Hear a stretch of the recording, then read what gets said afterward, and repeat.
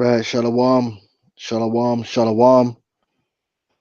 First, I'd like to give all praises unto Yahweh, Bahasham Yahweh Shai, Waha, Rakah Kadash, and double honors unto the apostles and elders of Great Millstone, and honors to you brothers out there in the highways and the byways, teaching this word in all sincerity and in truth.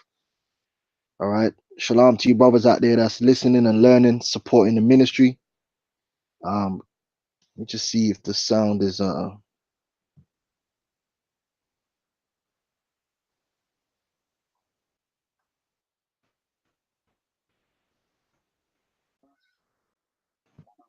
It seems like the sound is all good. Right.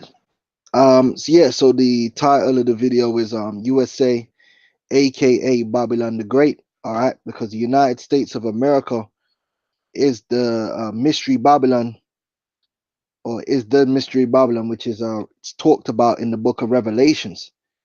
All right, we know that ancient Babylon was a kingdom that resided in the land today known as Iraq, but the book of Revelations speaks about a mystery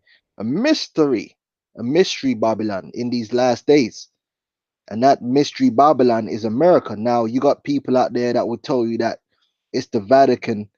Well, at the end of the day, the scriptures describe mystery Babylon. The scriptures give you clues in order to identify, according to the Spirit, Babylon the Great, mystery Babylon.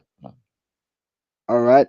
Now, one of those clues to Babylon the Great is the consumerism that Babylon the Great would have. So I want to read from Revelations, the 18th chapter and the first verse. Someone put on the comment board, I have a question. What age do you become an adult? Is it 18, 20, or 21? According to the Bible, all right, sexual maturity is at puberty. That's according to the Bible. That's according to nature. However, in the scriptures, you had certain legal ages whereby even though you was an adult, according to nature, you wouldn't be able to do certain things. Like, for instance, in order to be a priest in the tabernacle, you gotta be 25. All right. In order to have been eligible for the army of Israel, you had to be 20 years old. So there are certain legal ages that are found in the scriptures, but in terms of becoming an adult per se, meaning reaching sexual maturity, that would be at the beginning of puberty, all right, for male and female, all right.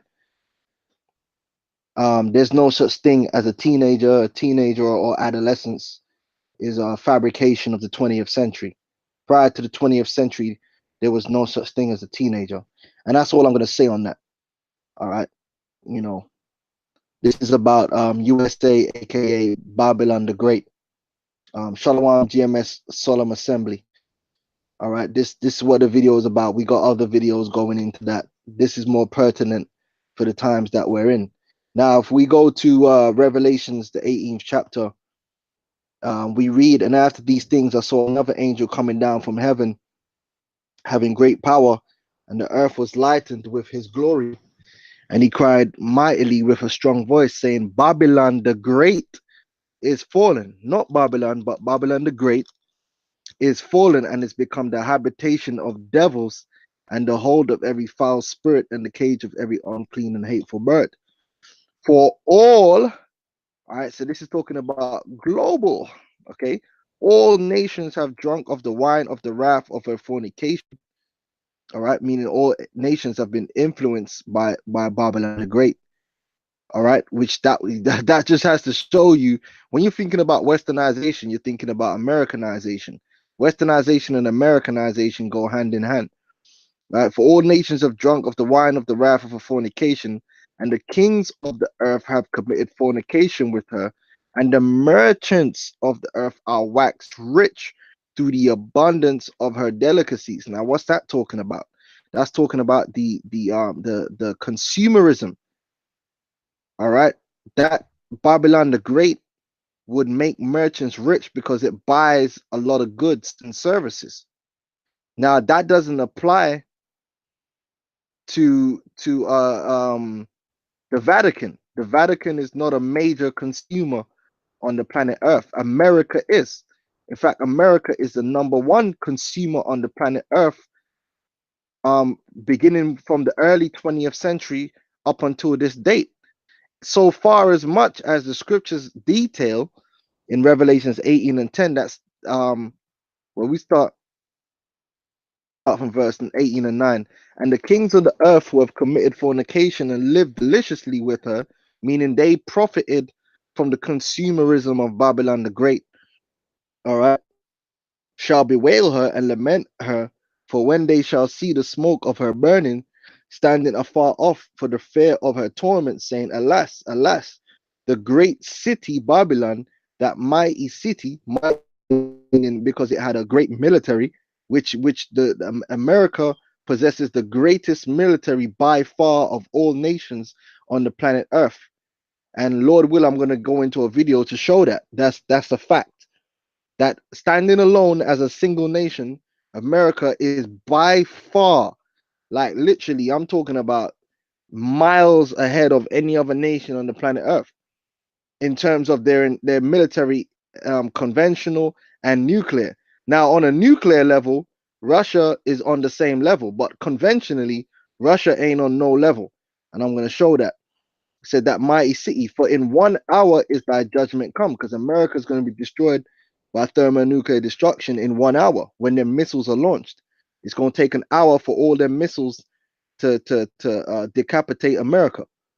And the merchants of the earth shall weep and mourn over her, for no man buyeth their merchandise anymore. So what does that tell you?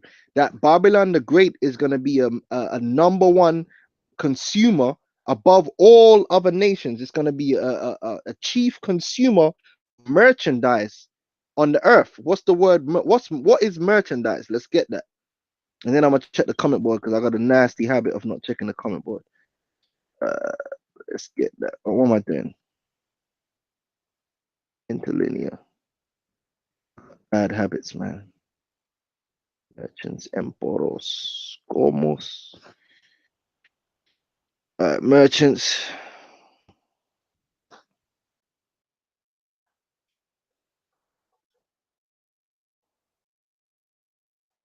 A laden or freight of a ship, cargo, merchandise conveyed in a ship, which is still the major way that cargo is moved throughout the earth. And America has just ridiculous amounts of ports. I think America's got more ports than any other. Let me just check it out. Nation with the most ports. I think America might have the most ports, but I could be wrong.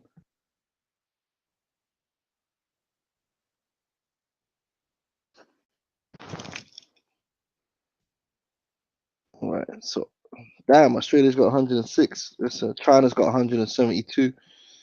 Let's see. Look at that. United States has got 552 ports. Now I know that ain't nobody else touching that. If China's only got 172, then that's murder she wrote. Look at that. By far. I mean, look at that. By far. Like, who's the nearest nation to that? Did you see that? Do you see this? United States has 542 ports. What's the nearest nation to that? It might be China with 172. Look at what France. It's got 268. Okay, so France. Now these ports are going to vary in size, but look at that. United States has got double the nearest. The nearest United Kingdom's got 391. United States has got hella ports, man. Hella ports. All right. And that's not by mistake, because it's Babylon the Great. Oh man, where was I? Go back to Revelations. Conveyed in a ship, any merchandise. All right. So let's jump back. Let me get merchandise in the dictionary. Let me hit the comment board. Merchandise. Goods to be bought and sold. All right. So let's hit the comment. Yeah, someone said, damn America. We ain't nothing wrong with that.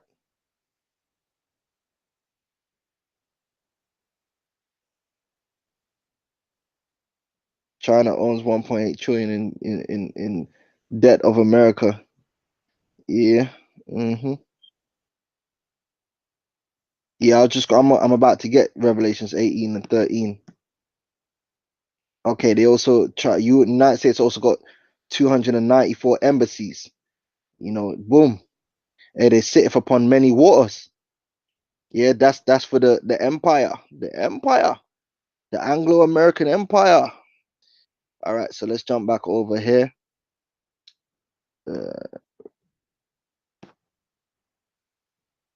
So the destruction of America is going to be so significant because of its consumerism, the amount of merchandise they purchase.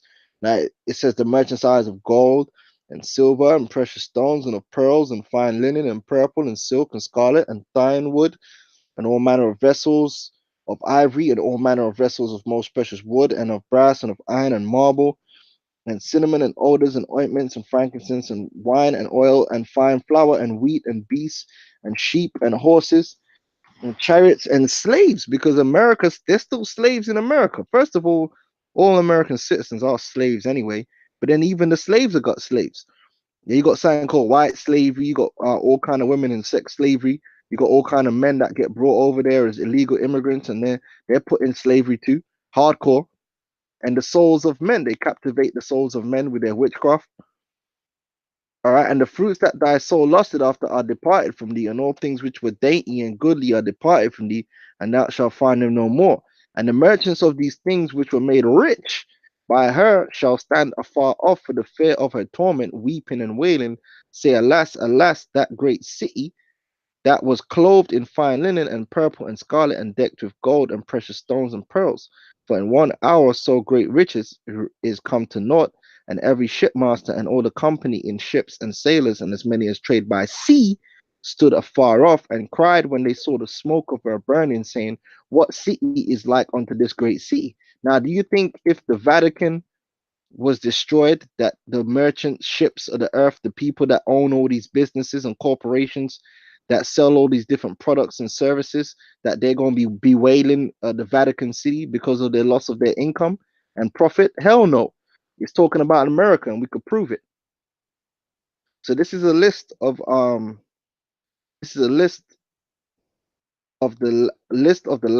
largest consumer markets of the world, and this is just in recent times. Now, the United States by itself, let's not include the European Union, because the European Union is made up of many different countries. The European Union per se is not a singular country. It's a group of countries that made a trade deal. The United States is a single country with 52 states.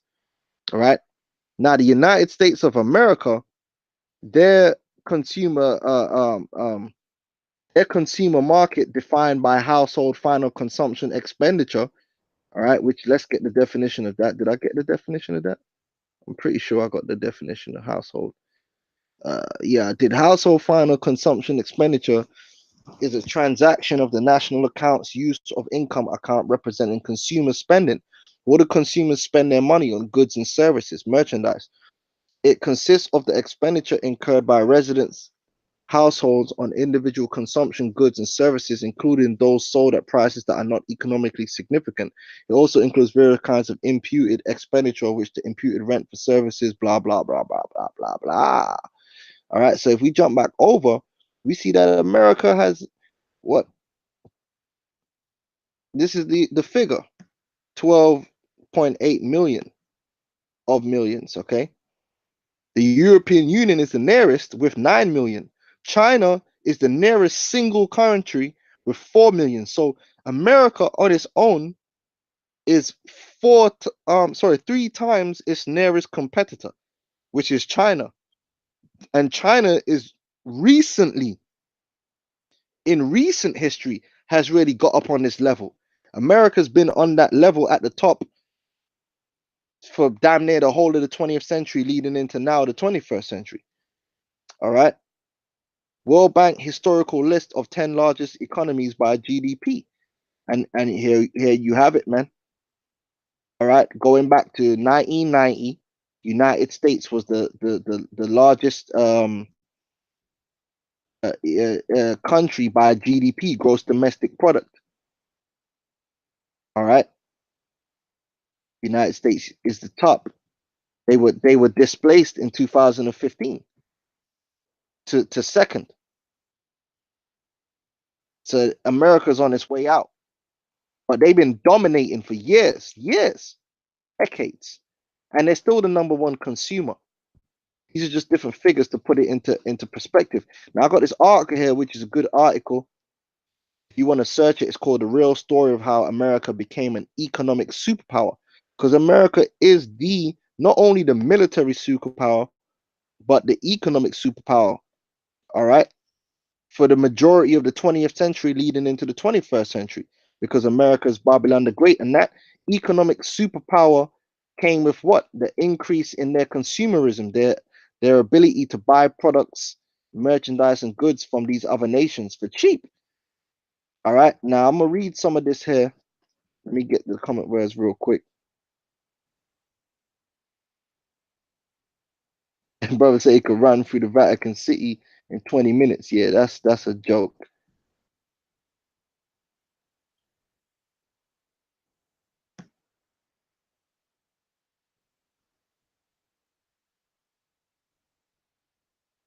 All right, let me jump back over here. I want to read this article because I got a few bits that you read. It says, very rarely you read a book that inspires you to see a familiar story in an entirely different way. So it was with Adam Tooze's astonishing economic history of World War II, The Wages of Destruction. And so it is again with his economic history of the First World War and its aftermath, the deluge. They amount together to a new history of the 20th century, the American century. Yeah, the 20th century is known as the American century because it is the #1 thing that happened in the 20th century was American dominance over the earth, both economically and militarily. All right. Prior to that, it was the British. Okay, which is going to mention that, which leads into prophecy, which according to Tooze began not in 1945 but in 1916, because the main dominance of America over the world really kicked into gear after World War II when Europe was left in ruin. Okay, but the whole process of the transfer of power from the British Empire over to America really began in 1916, and it's going to tell you that the year the US output overtook the entire British Empire. All right, and remember, the sun never set on the British Empire. Yet Tooze's perspective is anything but narrowly American. His planetary history encompasses democratization in Japan and price inflation in Denmark, the birth of the Argentine far right, as well as the Bolshevik seizure of power in Russia, which is funded by America. The two books narrate the arc of American economic supremacy from its beginning to its apogee. It is both ominous and fitting that the second volume of the story was published in 2014, the year in which, at least by one economic measure, the supremacy came to an end. And that economic measure is GDP. As we just see, according to the information, China overtook America in 2014 into 2015 in terms of GDP. So that shows you that America is starting to go down because they were top of every list for GDP, for consumer spending, all of that. But they're starting to drop down. All right, because they're falling, and they're ultimately gonna fall by them nuclear missiles. Now let's jump back into this article. Yeah, okay. It says Britain has the earth and Germany wants it. Now the scripture tell you, Job 9:24, the earth is given into the hand of the wicked. And who was really the power behind the British Empire? The so-called Jew. All right, the so-called white man. Such was Woodrow Wilson's analysis of the First World War in the summer of 1916, as recorded by one of his advisors. And what about the United States? Before the 1914 war, the great economic potential of the US was suppressed by its ineffective political system, dysfunctional financial system, and uniquely violent racial and labor conflicts. America was a byword for urban graft, mismanagement, and greed-fueled politics as much as for growth, production, and profit, Two's writes. Now, it says, yet as World War One entered its third year, the first year of Two's story, the balance of power was visibly tilting from Europe to America. And not only from Europe, but specifically from Britain, which that goes into the scriptures, because the scriptures tell you about, oh my,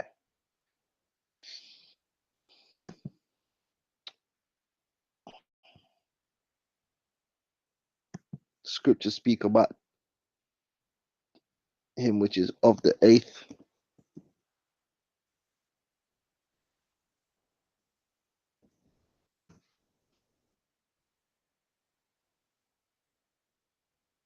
Should I say of the seventh?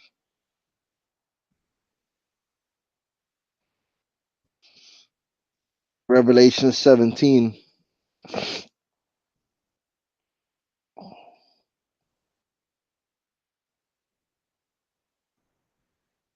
And it's going into Mystery Babylon the Great, the mother of harlots and the abominations of the earth. Now, Mystery Babylon the Great, it says, and there are 7 kings, 5 are fallen, and 1 is, and the other is not yet come. Now, the one that was at that time was the Roman Empire, Rome, the physical Rome, and the other is not yet come. Now, the other that came after was the British Empire. And when he cometh, he must continue a short space. And the beast that was and is not, even he is the 8th and is of the 7th, because the American Empire came out of the British Empire, because America was birthed by Britain, and that's why it's known as the Anglo-American Empire now. Anglo-American, English, the English with the American Empire, and that's why to this day they say there's a special relationship between America and Britain, because America came out of Britain. And the beast that was and is not, even he is the 8th and is of the 7th, and goeth into petition.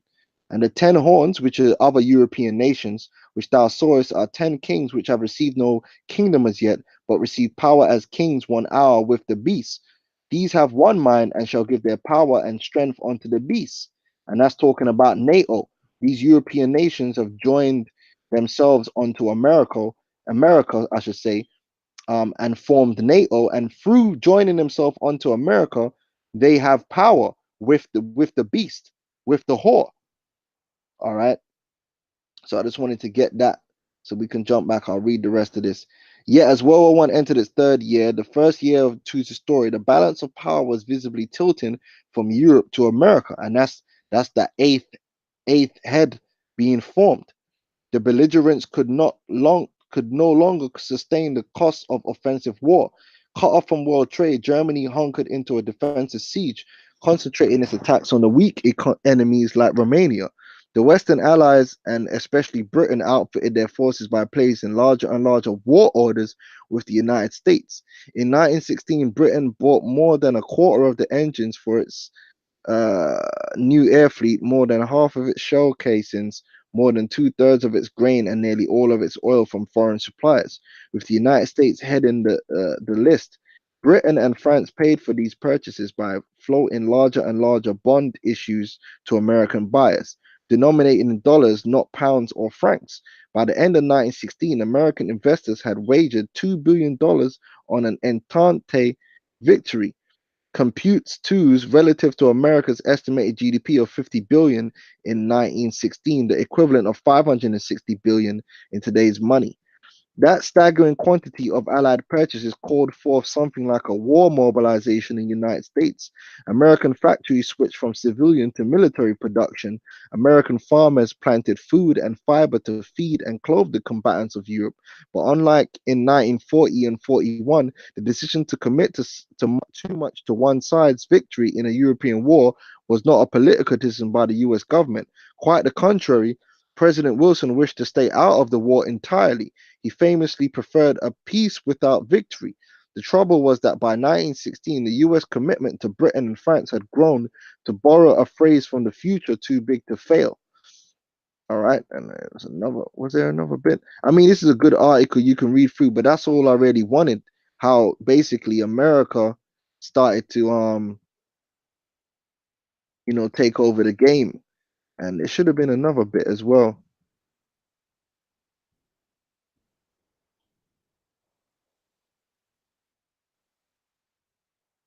Highlight. Yeah, it says World War One made the US the world's leading creditor and the unofficial custodian of the gold standard, and that kind of set America up to reach the supremacy that they reached after World War II, when they was basically an economic powerhouse and they were just exporting goods everywhere, and then they turned into just some slothful major consumer that they are today, riding that high. All right, they took advantage of, it goes deeper. They took advantage of the petrodollar status and the ability to borrow money and all that stuff. It goes deeper, but basically what happened, man. America gained supremacy starting from around 1916, from World War One leading into World War II, and they became the dominant nation and became the dominant consumer nation in due time. And they've been dominating consumerism for a long time. In fact, we got some figures here from 1960, right? This is household final consumption expenditure. All right, now in 1960, you see the figure for the United States is 331 thousand million. This is in millions. So 331,000 million. So that's 31 billion, I believe. Because a million, 1,000. Yeah. Yeah, I think that's what the number is. Now, if you look at China in 1960, it was 30,000 compared to America. So this America was like 10 times bigger than China in terms of their figure. Now in 2016, they've closed the gap a bit, but you can see that America is still 3 times that of China. See, because America is Babylon the Great.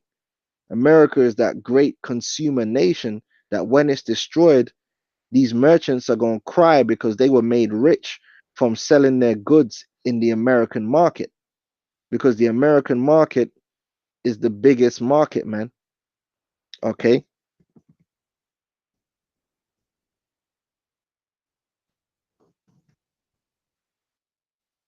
If you want to get rich, then you need to sell your goods in America, man. And once you get a percentage of the American market, you're good. It says the United States offers the largest consumer market on earth. Yeah, Babylon the Great.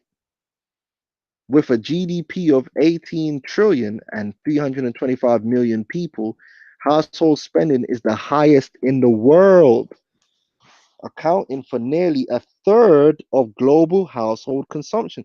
So America by itself accounts for a third of global household consumption. Yes, yes, America is Mystery Babylon, Babylon the Great, the mother of harlots, man.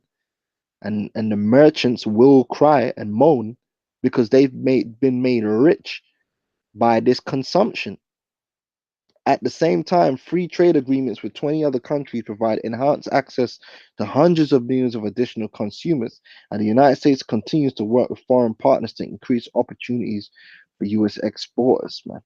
All right, so America is where it's at if you want to sell your merchandise, and it's been where it's at for decades upon decades without pretty much without a close competitor.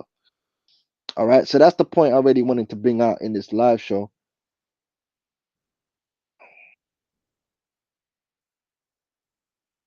Yeah, they had all that free labor, which they all did.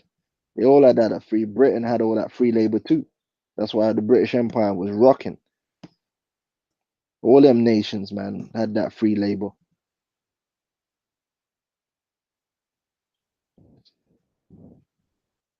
Anyway, that's the point I wanted to bring out on that, man. Hopefully, brothers were edified. But like I said, you got these assholes running around And the scriptures is what the scriptures is, man.